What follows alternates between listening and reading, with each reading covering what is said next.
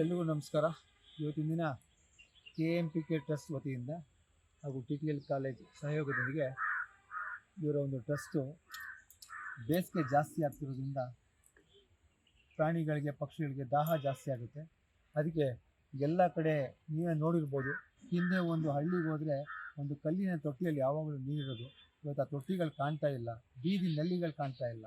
ಪ್ರಾಣಿ ಪಕ್ಷಿಗಳಿಗೆ ದಾಹ ಜಾಸ್ತಿ ಆಗ್ತಿರೋದ್ರಿಂದ ಈ ಒಂದು ಟ್ರಸ್ಟ್ ವತಿಯಿಂದ ಎಲ್ಲ ಕಡೆಯೂ ಒಂದು ಮೂಕವೇದನೆ ಅಂತ ಈ ಒಂದು ಕಾರ್ಯಕ್ರಮ ಹಮ್ಮಿಕೊಂಡು ಎಲ್ಲೆಲ್ಲಿ ಆದಷ್ಟು ಮೈಸೂರಿನಲ್ಲಿರ್ತಕ್ಕಂಥ ಜಾಗಗಳಲ್ಲಿ ಹುಡ್ಕೊಂಡೋಗಿ ಆ ಒಂದು ನೀರಿನ ಒಂದು ಮಡಿಕೆಯನ್ನು ಎಲ್ಲ ಕಡೆ ಇಡ್ತಾ ಬರ್ತಿದ್ದಾರೆ.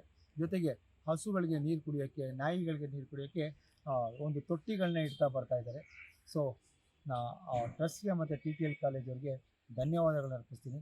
ಯಾಕೆಂದರೆ ನೀವು ಎಷ್ಟೇ ಊಟ ಮಾಡಿ, ಯಾವುದೇ ಜ್ಯೂಸ್ ಕುಡೀರಿ, ಏನೇ ಮಾಡಿ, ಒಂದು ಲೋಟ ನೀರು ಕುಡಿಯೋದ್ರಲ್ಲಿ ಸಿಗ್ತಕ್ಕಂಥ ಒಂದು ನಮಗೆ ದೇಹಕ್ಕೆ ಒಂದು ಸಂತೋಷ ಇನ್ಯಾವುದೂ ಸಿಗಲ್ಲ.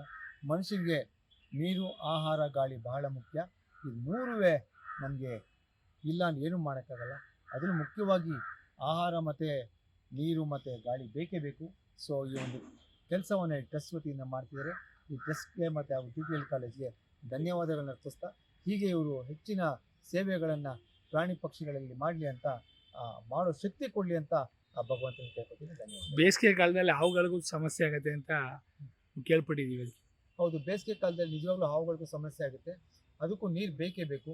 ಅವಾಗ ಏನಾಗುತ್ತೆ, ನೀವು ಮನೆ ಒಳಗಡೆ ಹೂವಿನ ಕುಂಡಗಳು ಇಟ್ಟಿರ್ತೀರ ಅಥವಾ ತಾವರೆ ತೊಟ್ಟಿ ಇಟ್ಟಿರ್ತೀರ, ಅದ್ರಲ್ಲಿ ನೀರು ಕುಡಿಯೋಕ್ಕೆ ಬರುತ್ತೆ. ಅದೇ ನಿಮ್ಮ ಮನೆ ಒಳಗಡೆ ಹಾವು ನೀರು ಕುಡಿಯೋಕ್ಕೆ ಬರಬಾರ್ದು ಅಂದರೆ ಹೊರಗಡೆ ಒಂದು ಬೌಲಲ್ಲಿ ನೀರಿಟ್ಟರೆ ಅದು ಹೊರಗಡೆ ಕುತ್ಕೊಂಡು ಅದ್ರ ಪಾಡಿಗೆ ಅದು ಹೋಗುತ್ತೆ. ದಯವಿಟ್ಟು ಬೇಸಿಗೆ ಕಾಲದಲ್ಲಿ ಭೂಮಿ ತಾಪಮಾನದಲ್ಲಿ ಹಾವು ಇರೋಕ್ಕಾಗಲ್ಲ. ಹಾವುಗಳು 10 ಗಂಟೆಯಿಂದ 4 ಗಂಟೆವರೆಗೂ ಓಡಾಡುತ್ತೆ. ಬಿಸಿಲು ಜಾಸ್ತಿ ಇರುತ್ತೆ, ಸಂಜೆ ವೇಳೆಯಲ್ಲಿ ಬಂದೇ ಬರುತ್ತೆ. ನೀರು, ಆಹಾರ ಮತ್ತು ಟೆಂಪ್ರೇಚರ್ಗೆ ಬಂದೇ ಬರುತ್ತೆ. ಭಾಳ ಜಾಗರೂಕತೆಯಿಂದ ಇದ್ದರೆ ನಾವು ಹಾವಿನಿಂದ ತೊಂದರೆಯನ್ನು ತಪ್ಪಿಸ್ಕೊಳ್ಬೋದು.